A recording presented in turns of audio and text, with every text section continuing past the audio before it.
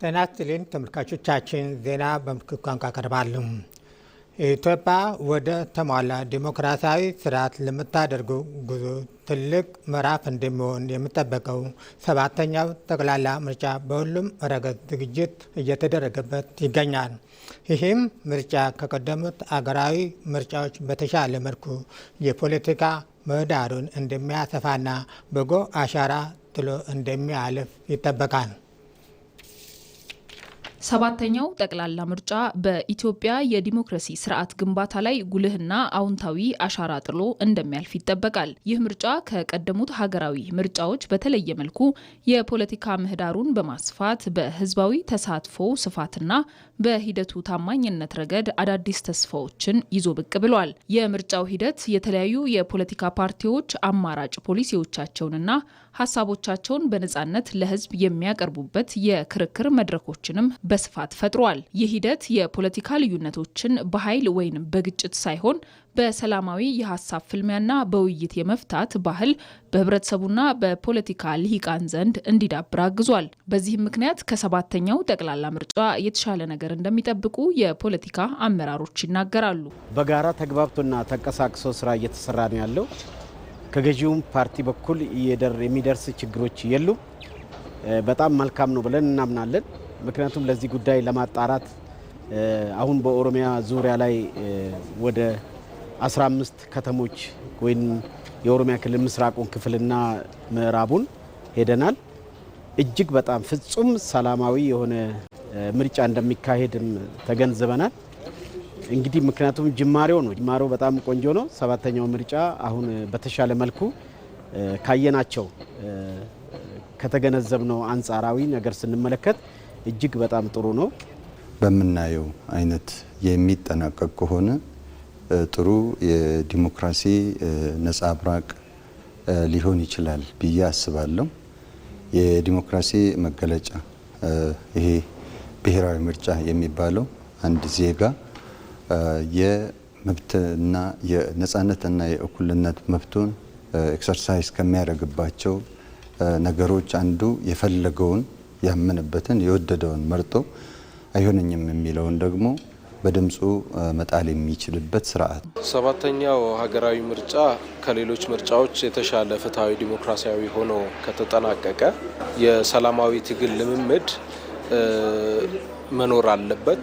ሰላማዊ በሆነ መንገድ ስልጣን ለማግኘት ጥረት መደረግ አለበት ብለን ስለምናምን ስለዚህ ምርጫው ፍትሃዊ፣ ነጻ፣ ዲሞክራሲያዊ ሆኖ መጠናቀቅ አለበት ብለን እናምናለን። በዚህ ምርጫ የኢትዮጵያ ብሔራዊ ምርጫ ቦርድ የፖለቲካ ምህዳሩን ለሁሉም እኩልና ክፍት ለማድረግ የወሰዳቸው እርምጃዎች ለውድድሩ ፍትሃዊነት ትልቅ አቅም ፈጥረዋል። ተፎካካሪ ፓርቲዎችም ያለምንም የጸጥታና የአስተዳደራዊ ጫና አማራጮች ሀሳቦቻቸውን ለህዝብ ማቅረብ የቻሉበት እድል መፈጠሩንም ይገልጻሉ። እንግዲህ ምርጫው አሁን አጭር ቀን ነው የቀረው። እኛ ግን እንደ ኢትዮጵያ ብሔራዊ አንድነት ፓርቲ በሰፊው ተዘጋጅተናል። እጩዎቻችን አቅርበናል። የቅስቀሳ ሂደቶችንም አንቀሳቅሰናል። ጥሩ ነው። የህዝብ ግንዛቤ አዌርነስ አለው። በጣም መልካም ነው። ምክንያቱም ምርጫው ጥሩ ይሆናል ብለን ስለምንጠብቅ ህዝቡም ጥሩ እንቅስቃሴ ያደርጋል። ምክንያቱም ትልቁ መፍትሄ የሰጠው የገዢው ፓርቲ ሰላማዊና ዲሞክራሲያዊና ፍትሃዊ በሆነ መንገድ ፖለቲካው እንዲሳለጥ የፖለቲካ ምህዳሩ እንዲሰፋ ባደረገው እገዛ መሰረት ነው እንግዲህ ይሄ ነገር የተካሄደው።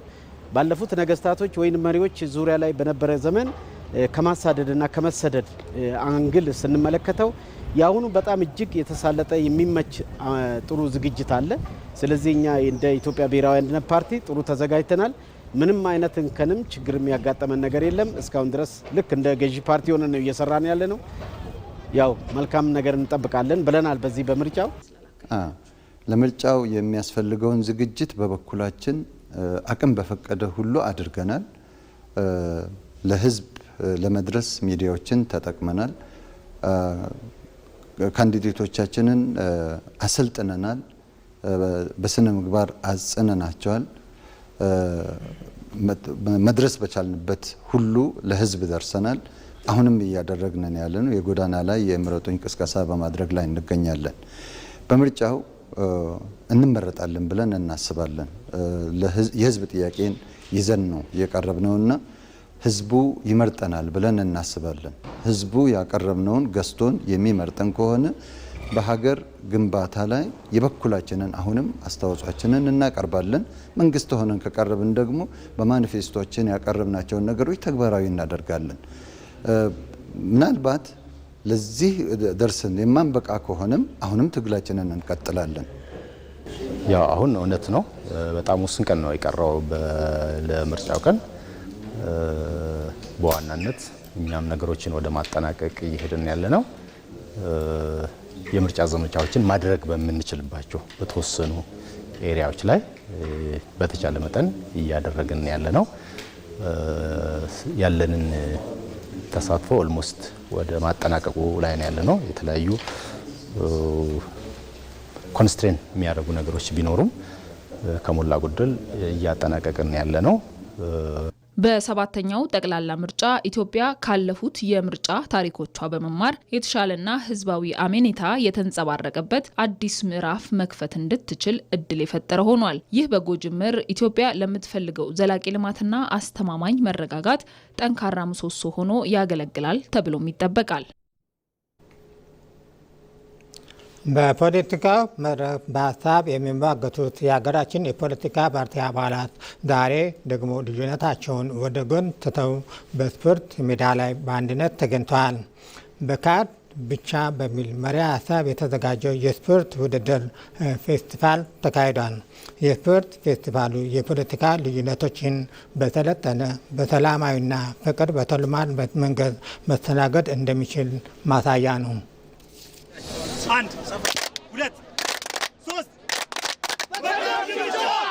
ትናንት በፖለቲካ መድረኮች ላይ የፓርቲዎቻቸውን የፖሊሲ አማራጮች ይዘው ከሌላው ምን የተለየ ሀሳብ ይዘው መጡ የሚለውን በተለያዩ መንገዶች ሲያቀርቡና ሲከራከሩ የቆዩ የፖለቲካ ፓርቲዎች ዛሬ በስፖርት ሜዳ ተገናኝተዋል። የተለያዩ የፖለቲካ ፓርቲዎች የተሳተፉበት ይህ ልዩ የስፖርት ፌስቲቫል በፖለቲካ ተፋላሚዎች መካከል አዲስ የትብብር ድልድይ የዘረጋ ሆኗል። መድረኩ በፓርቲዎች መካከል ያለውን የእርስ በርስ ግንኙነትን ከማጠናከር ባለፈ የአስተሳሰብ የበላይነት የነገሰበት የሰለጠነ የፖለቲካ ባህልን ለመገንባት ትልቅ መነቃቃትን ፈጥሯል። ይህም በፖለቲካ ምህዳር ውስጥም ሆነ በስፖርት ሜዳ ላይ እንቅስቃሴና ትብብርን ለማዳበርና የዲሞክራሲ ልምምድ በር የሚከፍት ነው። የዲሞክራሲ ባህል ግንባታ በፖለቲካ ብቻ አይደለም፣ አብሮ በመስራት በመተማመን በመመካከር በመተባበር ነው።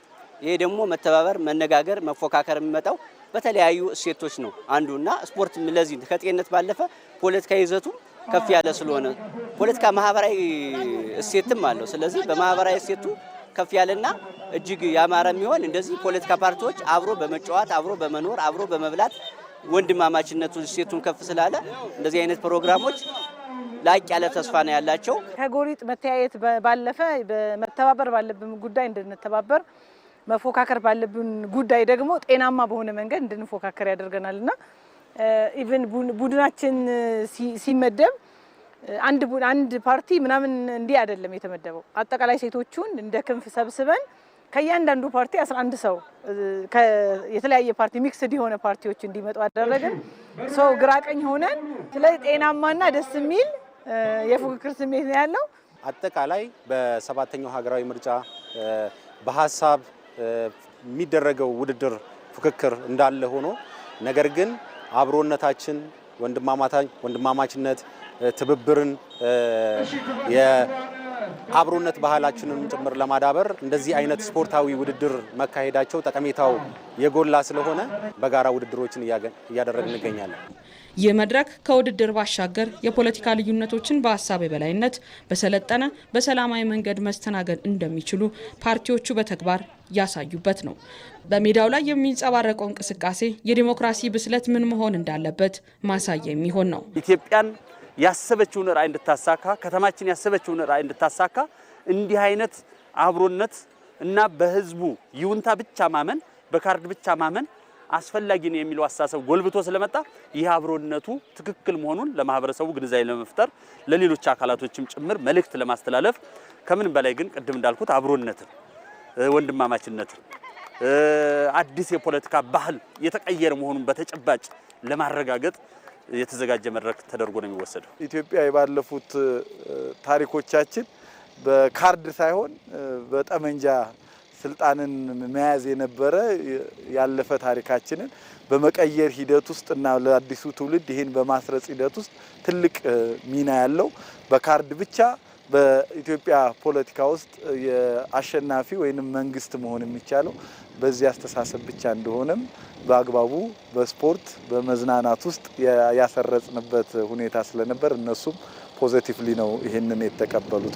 በስፖርት ውስጥ ማሸነፍና መሸነፍ ተፈጥሯዊ ሂደት እንደሆነ ሁሉ በፖለቲካ ውድድርም የሀሳብ የበላይነትን ይዞ የወጣው አሸናፊን አክብሮ መቀበልና መሸነፍን በጸጋ ማስተናገድ የሰለጠነ ዲሞክራሲ መሰረት የሚጥል ነው።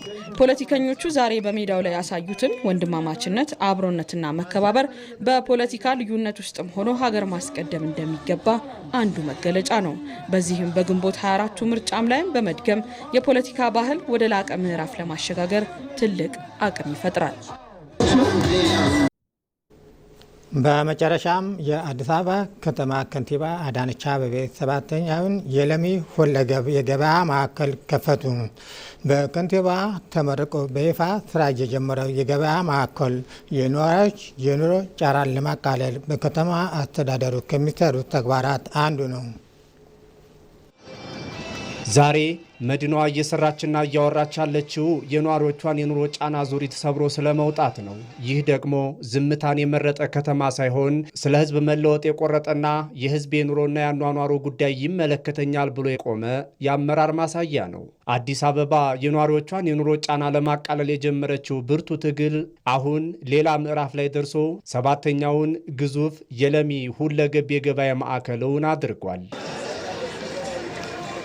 የገበያ ማዕከሉ ተራ የህንፃ ግንባታ አይደለም። ይህ ከመስክ ወደ ማዕድ በቀጥታ ትስስር አምራቹንና ሸማቹን የሚያገናኝ የደላሎችንና ያላስፈላጊ የግብይት ሰንሰለትን የሚበጣጥስ ነው። የለሚ የገበያ ማዕከል እንደ ሌሎቹ የከተማዋ 6ቱ የገበያ ማዕከላት ሁሉ ፋይዳው ልክ እዚህ ላይ ነው የሚገለጠው። ሰው ተኮር ልማት ማለትም ይሄው ነው፣ የነዋሪውን ኪስ መታደግ። መንግስታችን አንዱና መሰረታዊ እሳቤው ስራዎች ሰው ተኮር እንዲሆኑ ነው። ከሰው ህይወት የተነጠለ ልማት ሙሉ ልማት አይደለም። የሰው ህይወት እያንዳንዱ የምንሰራው ልማት በሰው ህይወት ላይ የሚቆጠር አዳዲስ እሴቶችን የሚጨምር ኑሮን የሚያቃልል ተጠቃሚነቱን የሚያረጋግጥ ስለመሆኑ አንዱ የልማት መለኪያችን ነው። የውጤታማነት መለኪያችን አድርገን እየሰራን ያለ ነው።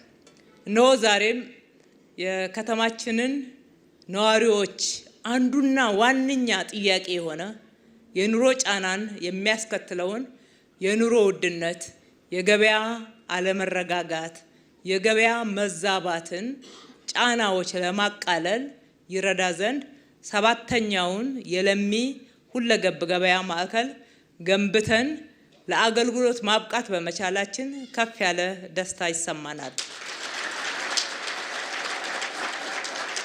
አዲስ አበባ ለነዋሪዎቿ ያበሰረችው ግዙፍ የገበያ ማዕከል የዋጋ ንረትን የሚከላከል የከተማዋ የኢኮኖሚ ምሽግ ነው። ሕዝብን ባሳተፈና በተለወጠ የሥራ ባህል 24/7 የምትሰራው ከተማዋ ትርጉም ያለው ለውጥን በነዋሪዎቿ ላይ እያስመዘገበች ነው። በአንድ በኩል ለከተማችን በተመጣጣኝ ዋጋ ከአምራቾች ቀጥታ ምርት የሚቀርብበት፣ በሌላ በኩል ደግሞ ሸማቹ በተመጣጣኝ ጥራት ያለው ምርት የሚያገኝበት፣ በሌላ መመዘኛ ደግሞ ከዚህ ስፍራ የተነሱ አርሶ አደሮች ታሳቢ ተደርገው የችርቻሮ ሱቅ እንዲያገኙ የተደረገበት፣ እንዲሁም የልማት ተነሺ በኮሪደር ልማት ከተለያየ ቦታ የተነሱ የከተማችን ነዋሪዎች እዚህ ገብተው መነገድ እንዲችሉ ማድረግ የቻልንበት አካታች መሰረተ ልማት ነው።